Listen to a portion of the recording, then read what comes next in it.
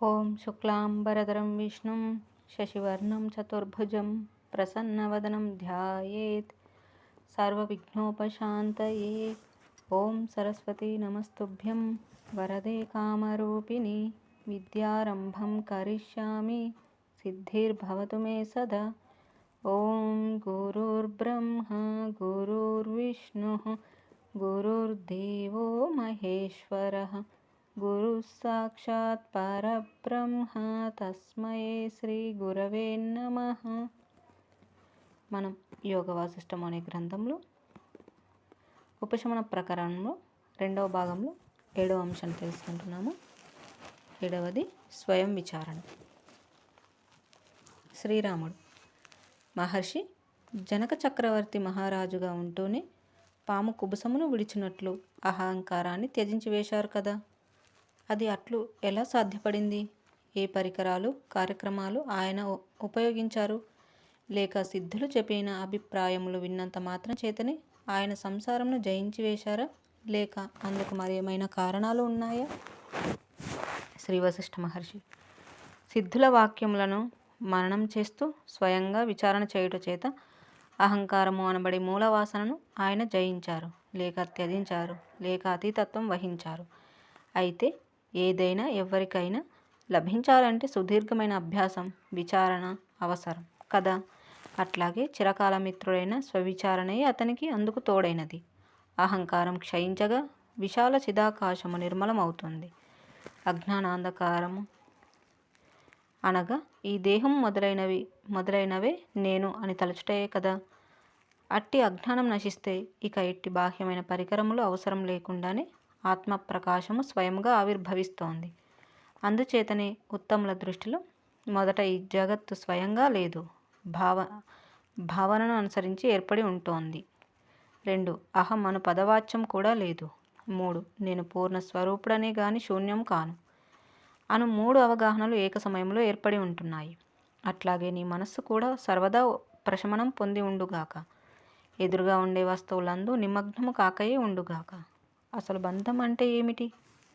ఆయా ప్రాప్తించి ఉన్న వస్తువులందు, స్థితిగతులందు కొన్నింటి పట్ల వీటిని ఎల్లప్పుడూ నేనే కలిగి ఉండాలి అని, మరికొన్నింటి పట్ల ఇవి తొలగాలి అని బుద్ధిని కలిగి ఉండుటే రాగద్వేషముల యొక్క రూపము. రాగద్వేషములు కలిగి ఉండుటే బంధము.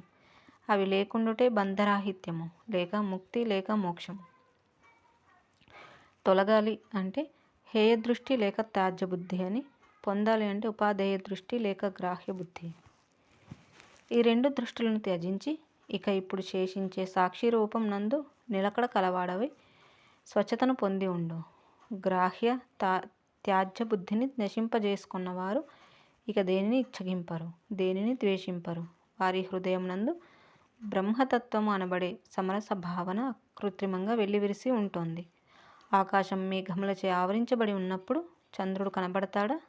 ఏదో పొందాలి, ఏదో తొలగాలి అనే రూపం గల తృష్ణ హృదయంలో ఏర్పడి ఉన్నంత వరకు అట్టి వికల్పం యొక్క ప్రభావం చేత ఈ జీవుని పట్ల సంసారం ఉండియే తీరుతోంది. సంసారం ఉన్నంత వరకు భేదభావం, జీవభావం అనే జాడ్యం వదలదు. అనుకూలమైన పదార్థములందు ఇచ్ఛ, ప్రతికూలమైన పదార్థముల పట్ల అయిష్టత, లాభాలాభముల పట్ల రాగద్వేషములు ఇవి ఏర్పడుచున్న చోట బుద్ధి మందగిస్తూనే ఉంటుంది. అతనిలో వైరాగ్యం ప్రదీప్తం కాదు. అట్టి తరుణంలో బ్రహ్మాత్మరూపమైన సమత్వము, నిర్మలత్వము ఎట్లు ఉండగలుగుతాయి? వాస్తవానికి నిరామయము, ఏకము అగు పరబ్రహ్మమే సదా వెలుగుచుండగా ఇక ఈ భేద కల్పనలన్నీ భ్రమకాక ఏమిటి చెప్పు? ఇష్టము, అయిష్టము, పొందబడినవి, పొందవలసినవి మొదలైనవన్నీ చపల వానరం వంటి ఈ చిత్తం యొక్క నృత్య భంగిమలే. చిత్తము గంతులు వేస్తూ ఉంటే సౌమ్యత్వము, నిష్కామత్వములకు చోటు లేకుండా పోతుంది. కొందరు మహనీయులు తమ యొక్క ఉత్తమ ప్రయత్నంచే త్యాజ్య గ్రాహ్య దృష్టిని జయించి వాసనారహితులై ఉంటున్నారు. అట్టి జ్ఞానులందు ఆశారాహిత్యం, నిర్భయం, నిత్యత్వం, సమత్వం, జ్ఞానం, నిరపేక్ష, నిష్క్రియత్వం అనగా నేను అకర్తను అను ఎరుక, నిర్వికల్పత్వం, ధైర్యం, మైత్రి, సమబుద్ధి, తుష్టి, శాంతి, మృదుభాషణ మొదలైనవి స్వయంగా రూపం పొందుచున్నాయి. శ్రీరాముడు తండ్రి ఈ చిత్తము అల్పత్వమును ఆశ్రయిస్తూ ఆత్మతత్వమునకు దూరమగుచున్నది కదా. ఏమిటి ఉపాయం? మేమేం చేయాలి? శ్రీ వశిష్ఠ మహర్షి. నీరు పల్లపు ప్రాంతాలకు పోతూ ఉంటే ఏం చేస్తున్నాం? వంతెన కట్టి ఆ ప్రవాహాన్ని నిరోధించి ఎత్తు ప్రాంతాలకు తరలిస్తున్నాం కదా. అట్లాగే ఈ చిత్తం అధోగతికి వెళుచున్నప్పుడు చూస్తూ ఊరుకుంటామా? లేదు. ధ్యానము, భగవన్నామ స్మరణ మొదలైన ప్రత్యాహారముల చేత చిత్తమును ఆయా విషయముల నుండి వెనుకకు మరల్చాలి. ఒక చోట కూర్చొని ఉన్నప్పుడు, లేక నడుచుచున్నప్పుడు, నిద్రిస్తున్నప్పుడు, మేల్కొని ఉన్నప్పుడు, సర్వావస్థలలోనూ సర్వ విధముల సర్వ సమయములందు అంతరంగంలో ఆత్మ విషయమే విచారణ చేస్తూ ఉండాలి. ఈ మనస్సు, బుద్ధి, ఆత్మ ఏమై ఉన్నాయి? నేనెవ్వడను? ఎంతటి వాడను? నేను వేటికి సంబంధించని వాడను? దేనికి సంబంధించిన వాడను? దేని కొరకు ఏ రూపంగా ప్రయత్నించాలి? వేటి పట్ల ఉదాసీనంగా ఉండాలి? ఈ విషయాలు విశ్లేషణాపూర్వకంగా గ్రహించి ఉండు. అందుకు శాస్త్రములు, జ్ఞానుల ప్రవచనములు నీకు సహకరించగలవు. అట్టి విచారణ, అవగాహన ఆశ్రయించబడని సమయంలో మోహం అనే దారపు ప్రోగులతో, చింతా సమూహాలు అనే ముళ్ళతో కూడిన వాసనలు అనే వల నేయబడుతుంది. తృష్ణ, కోరికలు తీర్చుకొనుట అను ప్రయోజనమే రూపంగా గల చేపలు పట్టటానికి సంసారం అనే తటాకంలోకి ఆ వల పదే పదే విసరబడుతోంది. ఫలితం అనేక జన్మ పరంపరలు ఈ వాసనలు అనే వలను బుద్ధి అనే పదునైన కత్తితో త్రెంచుకుంటూ పోవాలి. వాయువు మేఘాలను ఖండఖండం చేయునట్లు బుద్ధిచే వాసనలను మొదలంట పెరికివేయాలి. ఓ రామచంద్ర, అందుచేత చిరకాల అభ్యాసం ఆశ్రయించుట ద్వారా నీ బుద్ధిని దృఢతరం చేయి. ఆత్మను భావించుట అను ప్రయత్నంచే అది స్థైర్యము పొందేటట్లు చేయి. చిత్తము ధీరత్వముతో కూడుకొని ఉండాలి సుమ. మనస్సు ఈ సంసారము లేక అవిద్య యందు అనాదిగా తగులుకొని ఉన్నది. అట్టి మనస్సును సముద్ధరించడానికి అత్యంత నిర్మలమైన సునిశ్చితమైన బుద్ధిని సముపార్జించాలి. నీ మనస్సు అఖండమగు బ్రహ్మాకార వృత్తిచే ప్రకాశించుగాక. ఈ సంసార వృక్షమును అట్టి బ్రహ్మాకార వృత్తి అనే గొడ్డలిచే నరకటం అత్యంత సులభం. మనస్సు వృత్తుల యొక్క సముదాయమే కదా. బ్రహ్మాకార వృత్తిచే తదితర వృత్తులన్నీ మృంగివేయబడుగాక. అప్పుడు ఇప్పుడే బ్రహ్మపద ప్రాప్తి పొందుటచే సుస్థిరుడవు, సౌమ్యరూపుడవు, అనంత అఖండానంద స్వరూపుడవు, పరమేశ్వరుడవు అవుతావు. ఆత్మదృష్టిని స్థిరం చేసుకున్నావా? నీవు పరమేశ్వరుడవై మా అందరిచే నమస్కరించ తగిన వాడవే అవుతావు.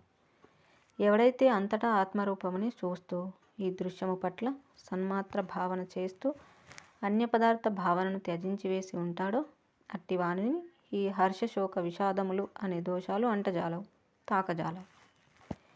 ఎవడైతే రాగద్వేషముల పరిధి నుండి తనను తాను తొలగించి వేసుకొని మట్టిని, రాయిని, బంగారాన్ని సమబుద్ధితో చూస్తాడో అట్టివాడు ముక్తుడే. అట్టివాడు ఏది చేస్తున్నా, ఏది భుజిస్తున్నా, ఏది దానం చేస్తున్నా, ఏది వధిస్తున్నా, దేని పట్ల కూడా ఏమాత్రం ఆసక్తి అనేది కలిగి ఉండదు. ఆసక్తి లేదు కాబట్టి వాటిచే కలుగుచుండే సుఖదుఖములందు సమభావం కలిగి ఉండగలుగుతాడు. ఇది ఇప్పుడు ఇట్లు చేయుట మాత్రమే నా వంతు అని భావించుచు ఇష్ట అయిష్టములను పరిత్యజించే వానిని బంధించగలిగే కర్మలు ఎక్కడ ఏమీ ఉండవు. జై శ్రీరామ్. ఈ విధంగా మనకు స్వయం విచారణ అనే అంశాన్ని గురించి ఇందులో వివరించడం జరిగింది. జనక మహారాజు ఆ విధంగా ఎలా ఉండగలిగారు? మనం ఇంతకుముందు తెలుసుకున్న వీడియోలో ఆయన రాజ్యాన్ని పరిపాలిస్తూనే తన ఆత్మజ్ఞాన స్థితిలో ఉండగలిగి ఆ స్థితికి చేరుకోగలిగారు. అది ఎలా సాధ్యమయ్యింది?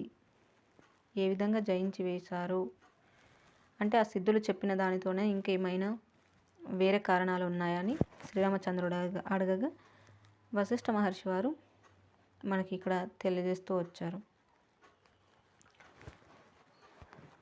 అంటే స్వయం విచారణ అనేది అత్యంత ముఖ్యమైనది. ఆ విధంగా చేస్తూ ఉంటే మనకు సమత్వ భావన అనేది అన్నింటి పట్ల ఏర్పడినప్పుడు దేనితో కూడా బంధం అనేది ఏర్పడదు అని ఇక్కడ మనకు తెలియజెప్పడం చూసాం. ఇక తర్వాతి అంశం 8. మనస్సు ప్రశాంతత. శ్రీ వశిష్ఠ మహర్షి: ఓ మహామతి రామ, ఈ జగత్తు అంతా చైతన్యమయమే కదా. ఇక భోగాశ కలిగి ఉండవలసిన పనేమున్నది? భోగాశను వీడినట్టి మనస్సు అకృత్రిమమైన ప్రశాంతతను పొందుతోంది. శ్రీరాముడు: హే మహర్షి, ఈ మనస్సు జడమైనదా చేతనమైనదా? శ్రీ వశిష్ఠ మహర్షి: వాస్తవానికి ఈ మనస్సు జడమైనది. అందుచేత అది స్వయంగా దేనిని సాధించలేదు, తనను తాను ఉద్ధరించుకోలేదు. ఒక వనంలో ఒక సింహం ఉన్నది. అది జంతువులను వేటాడటానికి బయలుదేరుతోంది. ఆ ప్రక్కనే ఉన్న ఒక పిల్లి మాంసం మీద గల అపేక్ష వల్ల ఆ సింహమును అనుసరించి వెళ్ళుచున్నది. అట్లాగే ఈ మనస్సు అనే పిల్లి స్వయంగా దేనిని సాధించలేదు గాని తనకు సాక్షిగా తనను ప్రకాశింపజేయుచున్న ఆత్మ నుండి చైతన్యం పొందినదే ఆత్మ యొక్క ఇచ్ఛాదులను ఆశ్రయించి ప్రవర్తించుచున్నది. చిత్తశక్తి యొక్క ప్రభావం చేత ప్రాప్తించుచున్నది. దృశ్యం నందు ప్రవేశించి ఆయా అనుభవములకు భోక్త అగుచున్నది. అసద్రూపము అయినట్టి ఈ మనస్సు అద్వితీయమైనట్టి ఆత్మను ఏమరిచి కేవలం జగదాకారమును భావించటం జరుగుతోంది. కానీ చైతన్యం యొక్క ప్రభావం చేతనే అది జీవించటం జరుగుతోంది. అదే మనస్సు మరొక సమయంలో ఆత్మను సంస్మరించుట చేత తన మనోరూపమును జడత్వమును వదిలినది మరల చైతన్యంగా అగుచున్నది. స్వయముగా జడము చైతన్యముచే ప్రకాశింపబడునది అగు ఈ మనస్సు మృతప్రాయమే అవుతోంది కానీ కార్యసమర్థము కాగలదా? లేదు. చిత్తం అంటే ఏమిటి?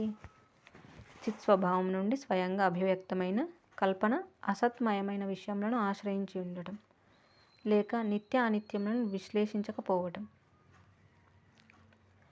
కల్పన. చిత్తము చిత్త నుండే బయలువడుచున్నది.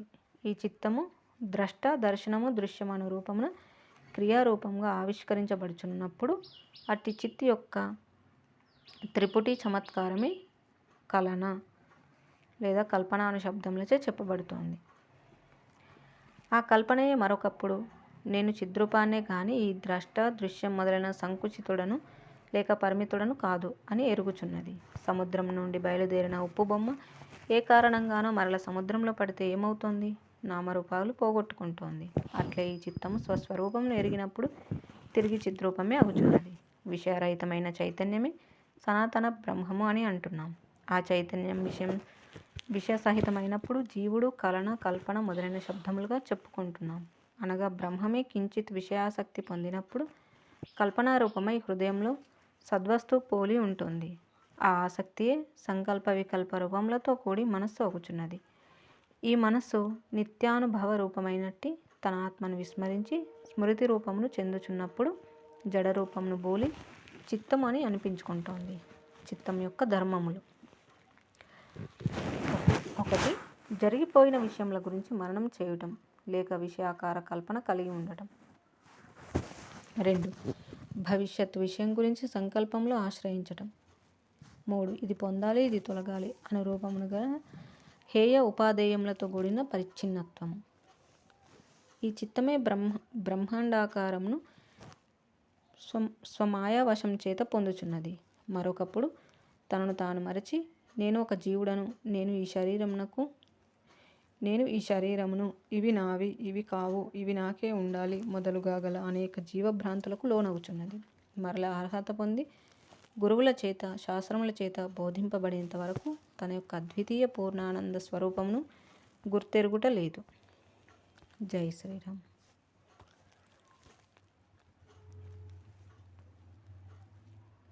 ఈ విధంగా మనస్సు ప్రశాంతత అనే విషయాన్ని గురించి తెలియజేయడం చూసాం మనము.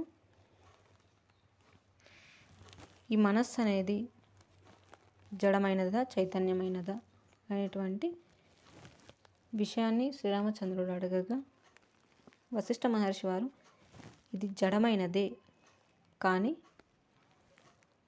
ఆత్మ యొక్క ప్రభావం చేత చైతన్యం వల్ల అది తనను తాను చైతన్యవంతంగా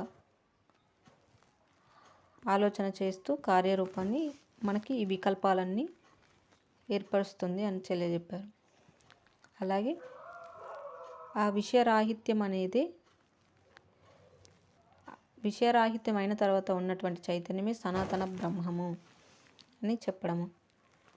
అలాగే ఇక్కడ మనకి ఈ చిత్తం యొక్క ధర్మాలు ఏంటి అంటే అది ఏ విధంగా ఏర్పడుతుంది అంటే మనం జరిగిపోయిన విషయాలను మళ్ళీ గుర్తు చేసుకోవటం, లేక విషయాలను కల్పన చేయటం అనేది ఒకటి లక్షణం అయితే, దాని ధర్మం అయితే, అలాగే జరిగిపోయిన వాటితో పాటు కొన్నిసార్లు భవిష్యత్తులో ఏమవుతుందో అనే దాని గురించిన సంకల్పాలు చేస్తూ ఉంటాం. అలాగే మూడవది, నాకు ఇది కావాలి, ఇది పొందాలి, ఇష్టమైన వస్తువుని పొందాలని, ఇష్టం లేకపోతే ఇది తొలగిపోవాలని, ఇలాంటి పరిచ్ఛిన్నత్వం అనేది కలిగి ఉండడం, ఇవి చిత్తం యొక్క ధర్మాలు. అయితే ఎప్పుడైతే మనకి మళ్ళీ మన స్వస్వరూప జ్ఞానాన్ని గురువుల ద్వారా, శాస్త్రముల చేత తెలుసుకుంటాము, అప్పుడు మనం మన బ్రహ్మాండాన్ని, ఆ బ్రహ్మాండ ఆకారాన్ని మనం పొందగలుగుతాము. అంతవరకు కూడా మనం ఆ పూర్ణానంద స్వరూపాన్ని గుర్తించలేము అని ఇక్కడ వశిష్ఠ మహర్షి వారు తెలియజేయడం మనం చూసాము. ఇక మిగిలిన అంశాలను మళ్ళీ తెలుసుకుందాము. ఇంతటితో ముగించుకున్నాము. జై శ్రీరామ్. కాయేన వాచా మనసేంద్రియైర్వా బుద్ధ్యాత్మనా వా ప్రకృతే స్వభావాత్ కరోమి యద్యత్ సకలం పరస్మై నారాయణాయేతి సమర్పయామి. స్వస్తి. ఓం తత్సత్.